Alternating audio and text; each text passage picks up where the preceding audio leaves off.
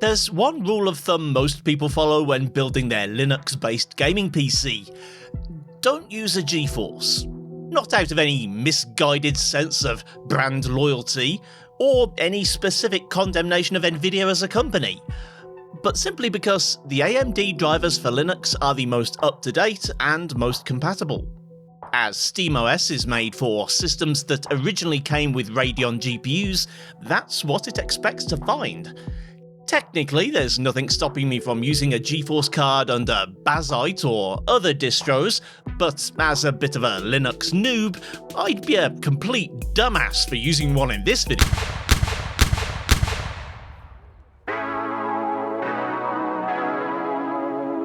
Valve's Steam machine caught a lot of attention when it was announced late last year, and naturally, us PC YouTubers sprung into action to make our own versions of it. In lieu of any idea of what the Gabe Cube would cost, my first attempt, shortly after the announcement last year, was a tricked-out console-style rig using some of the most powerful versions of the same hardware as Valve. Now, in early 2026, we still don't know what they're going to be selling the Steam machine for, but for this more grounded version, I've picked up the ASRock Deskmeet X600. Despite sounding like something Ron Swanson would order, it's actually a barebones PC that measures quite a bit bigger than Valve's machine, but is still extremely compact for a desktop and great value. Selling for around £200, it houses a full desktop ITX motherboard, AM5 CPU socket, 500-watt power supply, and has space for a 200mm long dual-slot GPU. Unfortunately, when I chose this particular base for my own version of the Steam machine, I didn't think about whether any of my graphics cards were actually going to fit. I've sold a bunch of my stock of graphics cards recently, and it turns out that most of the ones I've kept have been on the larger side, so neither my ARC B570 or B580, RX 6600 XT or 7600 XT are gonna fit. The only smaller cards I own are the RX 6300, which is basically an older Ryzen I GPU on an add-in board, or a 6GB RTX 3050, which is still weaker than the Steam machine and has less VRAM. Fortunately, I purchased this MSI Inspire RTX 5060 last Black Friday, when it was not much more expensive than the 5050 and came with a Steam gift voucher to boot. I didn't particularly buy it for its small size, but by chance it happens to measure 204mm, which is still technically 4mm too long for the case, but with some artful dodging I managed to just barely squeeze it into place. The 5060 has the same amount of VRAM as the Steam machine, but with significantly more performance overall, and a newer architecture, meaning for access to higher quality upscaling and frame generation, as well as better ray tracing performance. Apart from the concerns about its suitability for a Linux build, this is a pretty decent alternative. However, if you're trying this combo for yourself, I would have to recommend you pick up a shorter model, like a Ventus or a Gigabyte Windforce, because to get this thing to fit, I had to do some things I'm not proud of. For the CPU, I've gone with a Ryzen 5 8400F.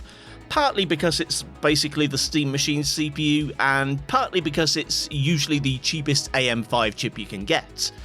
This choice does, however, bring up the somewhat overcomplicated issue of PCIe bandwidth.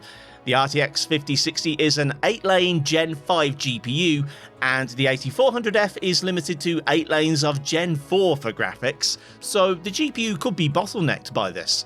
However, the Deskmeet itself is also a bottleneck as, according to its specs, its chipset only supports Gen 4 on the PCIe slot, which would mean that almost any graphics card will be bottlenecked regardless of the CPU it's paired with. For storage, this Ares Pro 2TB Gen 5 NVMe drive was provided for this video by the good people over at Lexar, who are the reason this video is flagged as sponsored content. The Ares Pro range boasts up to 14,000 megabytes a second sequential read and 10,000 megabytes a second write speeds, and depending on the drive capacity, they're rated up to 3,000 terabytes of lifetime writes. Each drive comes with a 5-year warranty and a copy of Lexar Diskmaster drive management tool. Check them out at the link below.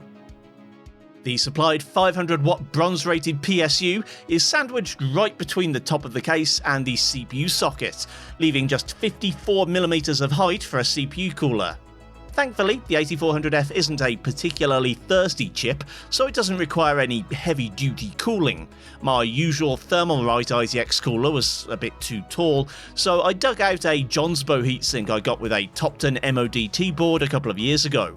It's not a heavy-duty cooler, nor is it particularly quiet, but it fits with room to spare.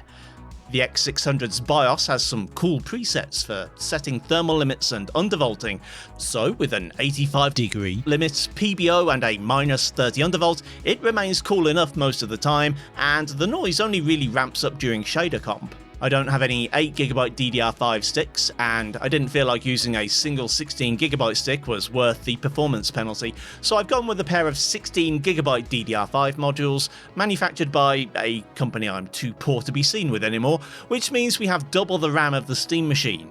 This particular kit has an XMP profile for 6400, but I'm running it at 6000 to get optimal performance.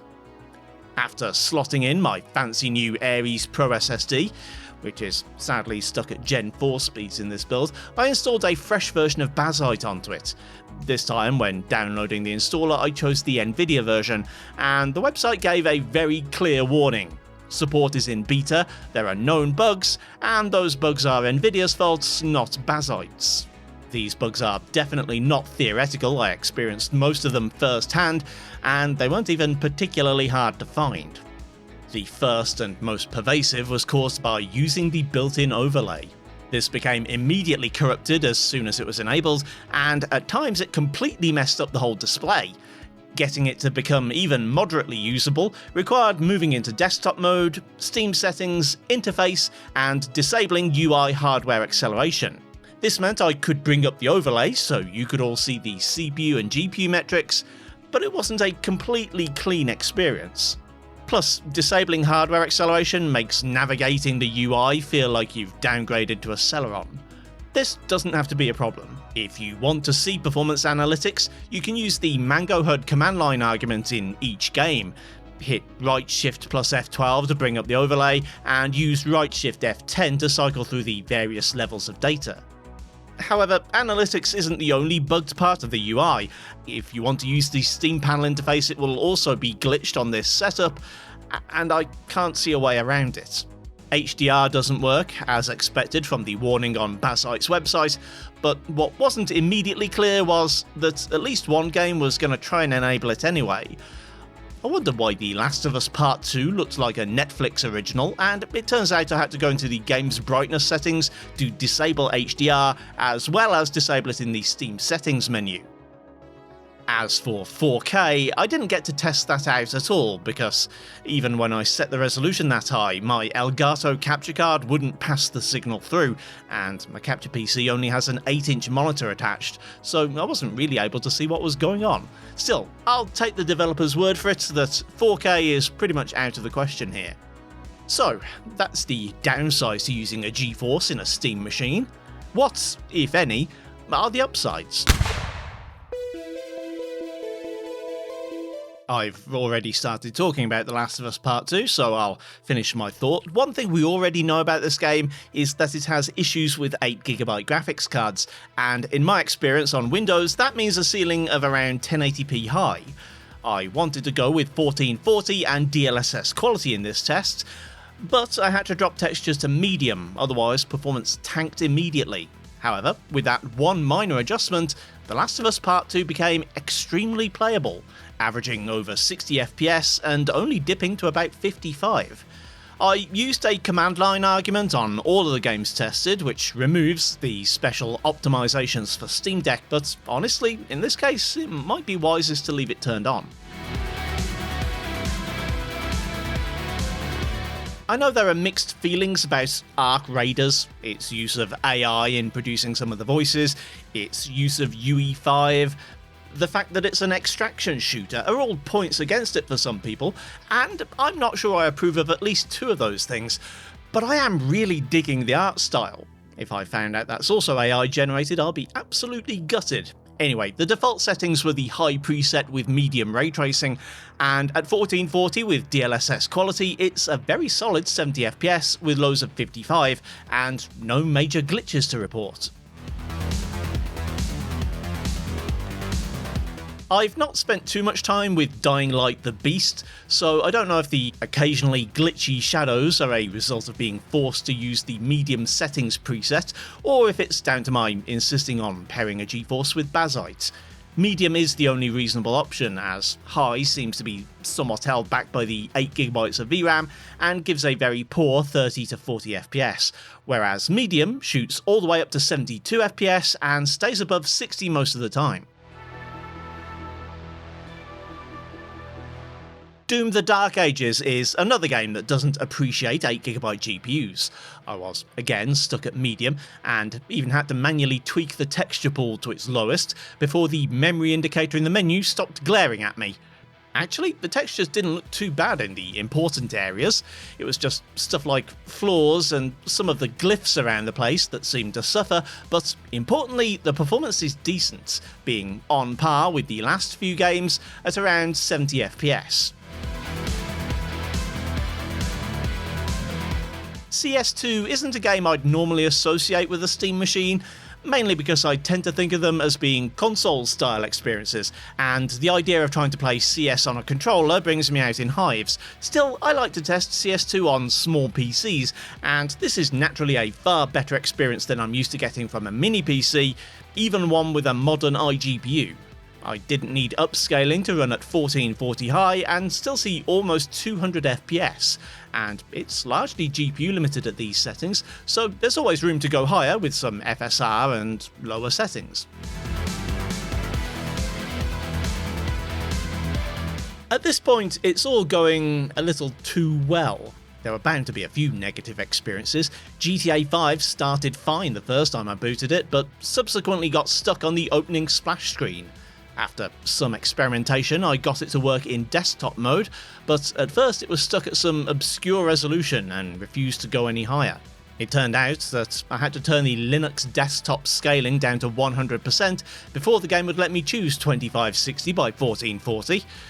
With all that nonsense aside, I still managed to get a blazing fast 92 FPS with very high RT and quality DLSS. Finally, Kingdom Come 2 is a great experience in terms of frames per second, as you'd have expected if you're at all familiar with the game. It even looks good, as I could hit 66 FPS at 1440 Ultra with quality DLSS. The problem, which again might not be a problem depending on your preference, is that the game wouldn't recognise my wired controller. That wouldn't usually be a problem in first-person games. I think many of us prefer to use mouse and keyboard, but it is a bit disappointing for this potentially console-like PC. Plus, it means all my capture footage is shaky. Sorry about that.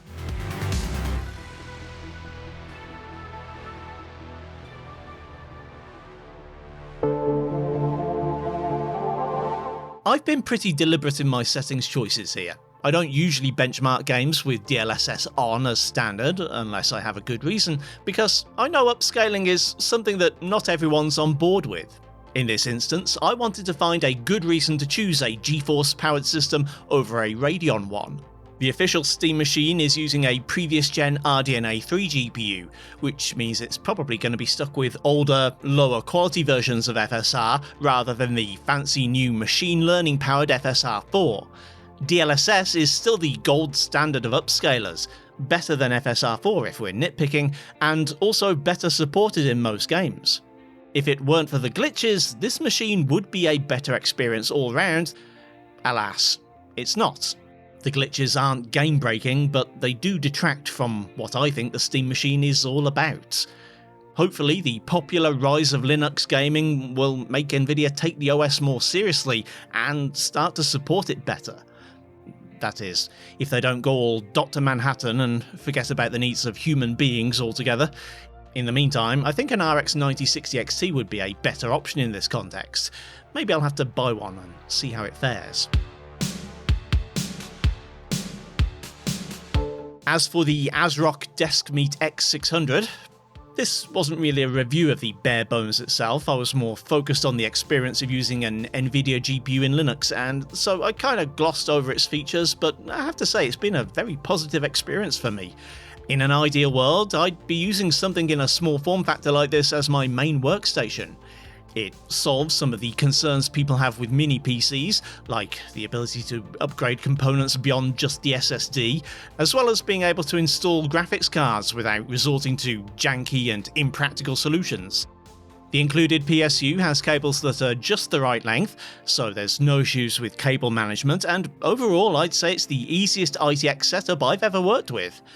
I'd need a few more M.2 slots and a Wi-Fi adapter before this could replace my big ol' Fractal North entirely, and the 200mm GPU limit and 54mm CPU cooler limit are both a bit restrictive and could limit the Deskmeet's usefulness with regards to installing higher performance parts. Plus, ASRock, mate, that name's gotta go. Thanks again to Lexar for sending over the Ares Pro. Don't forget to check them out at the link below. Thanks for watching, kindly do the usual YouTube things if you feel so inclined, and I'll see you next time.